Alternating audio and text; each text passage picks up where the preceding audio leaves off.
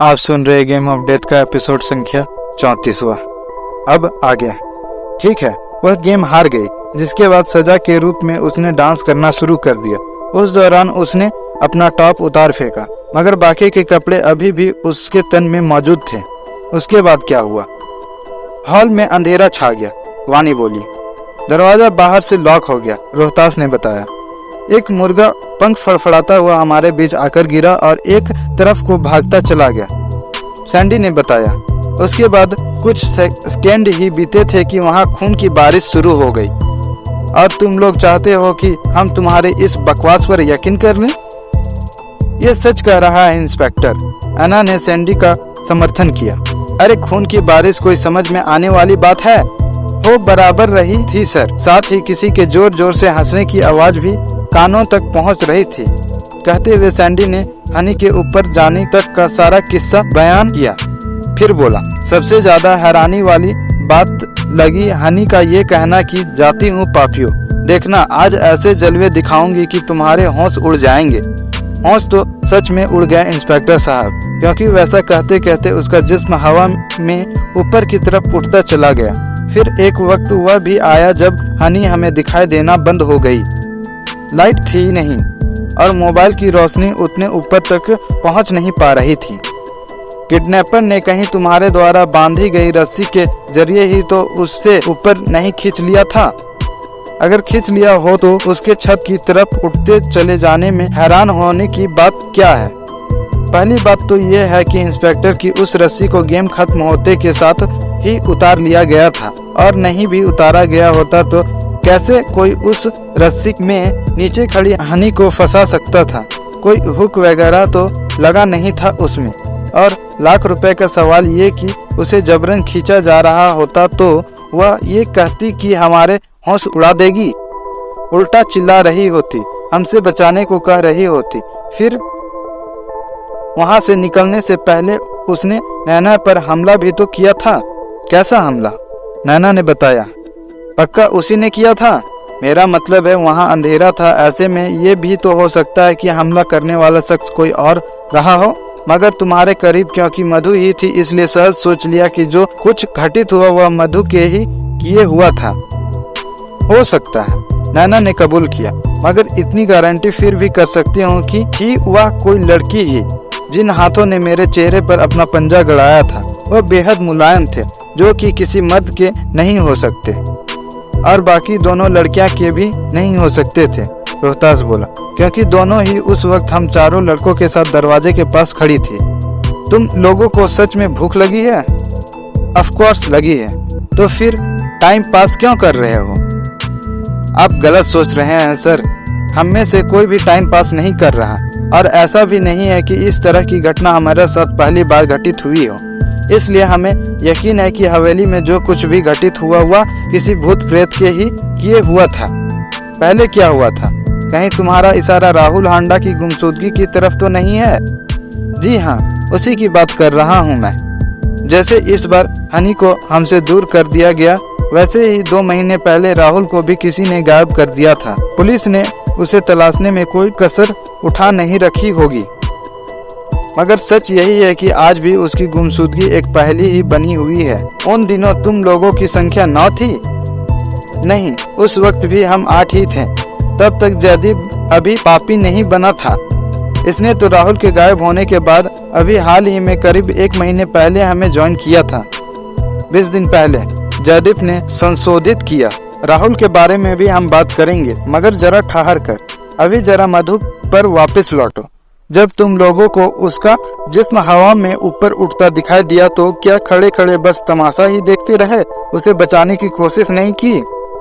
बिल्कुल की थी इंस्पेक्टर। हालांकि उस नज़ारे ने कुछ देर के लिए हमें फ्रीज करके रख दिया था, मगर जल्द ही हमने अपनी हैरानी पर काबू पा लिया। फिर सब लोग दौड़ते हुए छत पर पहुंचे, मगर अफसोस कि वहां कोई नहीं था। मधु के दिखाई देना बंद होना और तुम लोगों के छत पर पहुंचने के बीच कितने मिनटों का अंतर रहा होगा?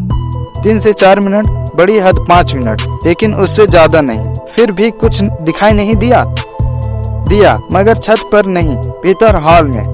क्या जिस हनी को हमने अपनी आंखों से ऊपर जाते देखा था वह नीचे हॉल में एक ऐसे शख्स के सामने नाच रही थी जो महाराजाओं जैसे कपड़े पहने था। उस नज़ारे ने हमें बुरी तरह हैरान करके रख दिया। फिर जयदीप को वहीं से नीचे निगाह रखने के लिए छोड़कर बाकी लोग एक बार फिर से हॉल में पहुंचे तो पाया कि वहां कोई नहीं था।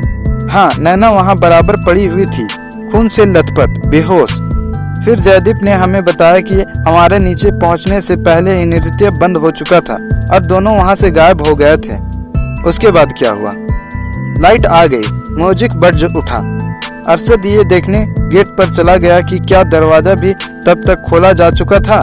उसके बाद इसकी चीख हमारे कानों में पड़ी। हम सब दौड़कर दरवाजे के करीब पहुंचे तो पाया कि बाहर चबूतरे पर ढेर सारा खून फैला हुआ था।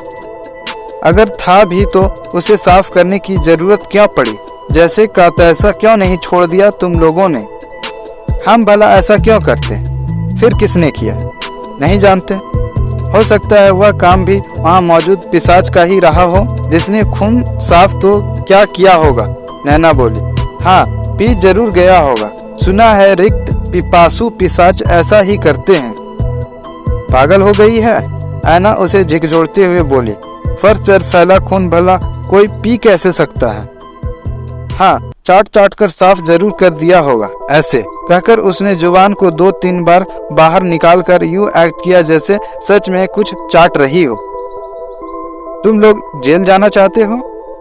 कहने के तुरंत बाद विराट ने चेतावनी दी, खबरदार, जो कल रात की तरह किसी ने भी जेल जाने की बात पर खुश होकर दिखाया। नहीं दिखाएंगे। हम क्या पागल हैं? लेकिन जेल क्यों? रोहतास ने पूछा। हमने किया क्या है? मधु का कत्ल करके उसकी लाश गायब कर दी है। सुनकर वह हकबकाया। हैरानी से विराट और जोशी को देखा, फिर दाएं और बाएं बैठे अपने साथियों पर यूं निगाह डाली जैसे कोई भारी भरकम मजाक की बात सुन ली हो।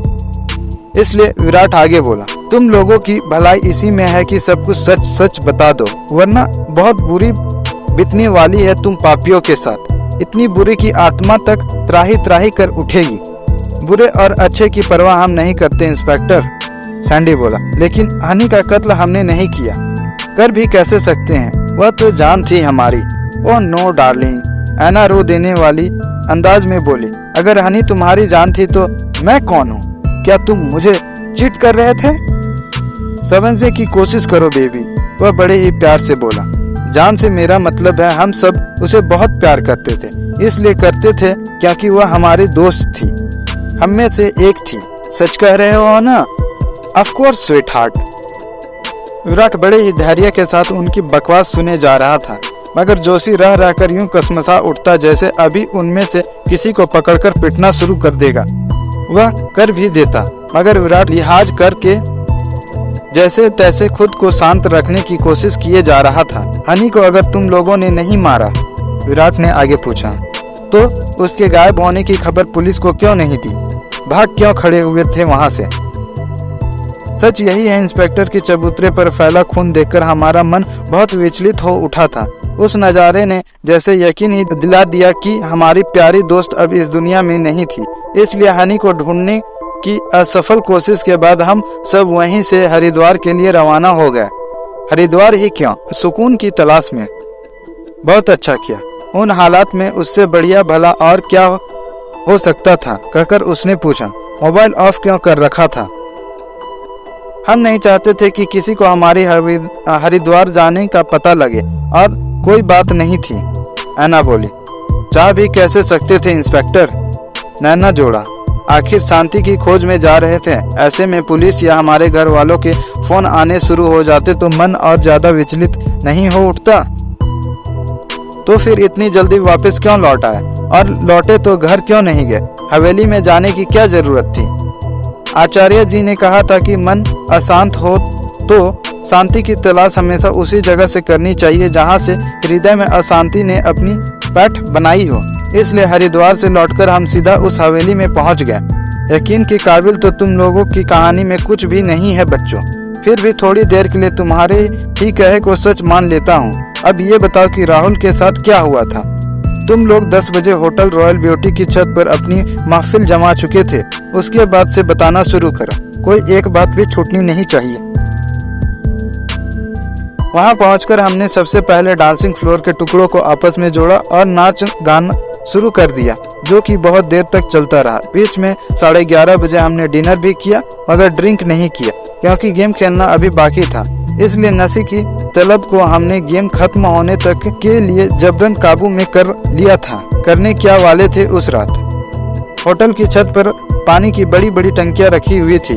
हम सबको बारी बारी से उसमें उतरना था और ज्यादा से ज्यादा देर तक सांस रोके पानी के भीतर रहना था। जो सबसे कम वक्त में बाहर निकल आता वह हार जाता। और सजा, होटल में ठहरे किसी भी कस्टमर को किडनैप करके वहां से यूं बाहर ले जाना था कि किसी की निगाह पड़ भी जाए तो उसे कोई शक ना हो पाए। फिर बाहर पहुंचकर उसे फौरन आजाद कर दिया जाता। यानी सजा भी पूरी की पूरी फासिद ही चुनी गई। फासिद नहीं, एडवेंचर से भरी हुई। फिर आपको भी तो पसंद है क्या फसाद खड़ा करना? नहीं, एडवेंचर। वरना उस रात 120 की रफ्तार से दौड़ती गाड़ियों पर वह करतब नहीं दिखाया होता जिसे देखकर हम सब बाद में यही सोचते रहे कि ऐसा बंदा तो हम पापियों के बीच होना चाहिए। कहकर ऐना ने पूछा, ज्वाइन करेंगे हमें? नहीं, आपकी मर्जी, कहकर उसने कंधे उचका दिए। आगे बढ़ो। सबसे पहले मैं उस टंकी में दाखिल हुआ, सैंडी बोला, और पूरे 2 मिनट बाद बाहर निकला। ऐना और रोहतास 1 मिनट 30 सेकंड में, जबकि नैना 1.5 मिनट में ही बाहर आ गई थी। उसके बाद राहुल भीतर गया और 30 सेकंड के अंदर अपना सिर बाहर निकालते हुए बोला कि उसे चक्कर आ रहे थे। वह बहुत हिम्मती लड़का था इंस्पेक्टर साहब, इसलिए उस बात पर हमें हैरानी हुई। हम तो ये तक कहने लगे कि वह जानबूझकर हारना चाहता था ताकि किडनैपिंग का मौका उसे हासिल हो पाता। तब उसने यह कहकर बात खत्म कर दी कि घर से निकलते वक्त उसने ड्रिंक कर लिया, शायद इसलिए वैसा हो रहा था। कुल मिलाकर वह हार गया। जी हाँ, क्योंकि बाकी सब लोग उससे कहीं ज्यादा देर तक पानी के नीचे रह कर आए थे। फिर उसका हारना सुनिश्चित हो गया। तो उसके अलावा हम सब ने जमकर ड्रिंक किया। उसने इसलिए नहीं किया क्योंकि उसकी हालत पहले से ही खराब थी। ऊपर से किडनैपिंग में उसका नशा आड़े आ सकता था। आखिरकार मैंने अपनी रिवॉल्वर को अनलोड करके उसे थमाया और सजा भुगतने को कह दिया। सैंडी बता रहा था, खाली गन मेरे हाथ से लेकर राहुल अभी सीढ़ियों के दरवाजे की तरफ बढ़ा ही था कि तभी वहां जलती हुई लाइट बुझ गई। म्यूजिक बंद हो गया, जो कि बेहद हैरानी की बात थी। उसके बाद हम सीढ़ियों के दरवाजे तक पहुंचे तो वह भी दूसरी तरफ से बंद मिला। इस बार रोहतास ने बताना शुरू किया। फिर हमने वो देखा जो जिंदगी में उससे पहले कभी नहीं देखा था। सफेद कपड़ों में लिपटी एक बड़ा की खूबसूरत औरत हमारे सामने खड़ी जोर जोर से हंसे जा रही थी। भयानक और रोंगटे खड़े कर देने वाली हंसी, जबकि लग कोई आसमानी परी रही थी। अंधेरे में उसकी खूबसूरती दिखाई दे गई थी। हाँ, क्योंकि हवेली जैसा खूब अंधेरा वहाँ नहीं था।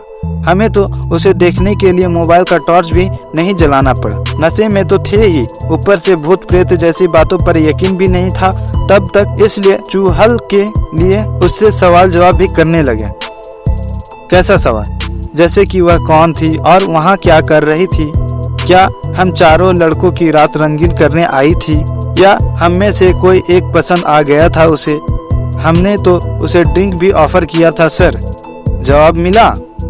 हाँ मिला, एकदम अप्रत्याशित जवाब। क्या?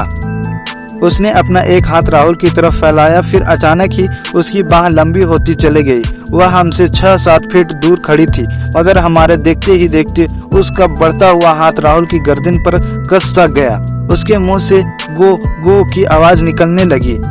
फिर उसने राहुल को ऊपर उठा लिया और जैसे उसके शरीर में कोई वजन ही ना हो। बखलाहट में राहुल को छुड़ाने के लिए हमें उस औरत पर हमला करना चाहा तो ये देखकर सन रह गए कि जिधर भी हाथ चलाते वह उसके शरीर के आर पार गुजर जाता।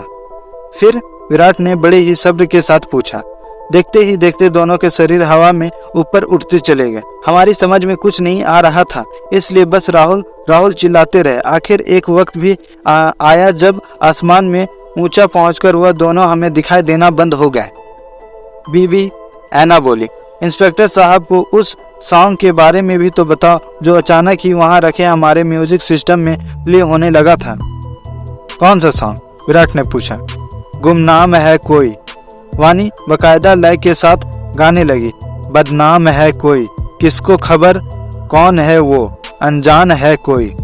विराट ने कस की लड़की को घूरा। Sorry sir. उसने सकपकाकर गाना बंद कर दिया। जानती हूँ मेरी आवाज़ ज़्यादा अच्छी नहीं है। फिर नैना की तरफ देखती हुई बोली, तू क्या नहीं सुना देती? आखिर राहुल तेरी आवाज़ को लता जी की आवाज़ जैसा बताया करता था।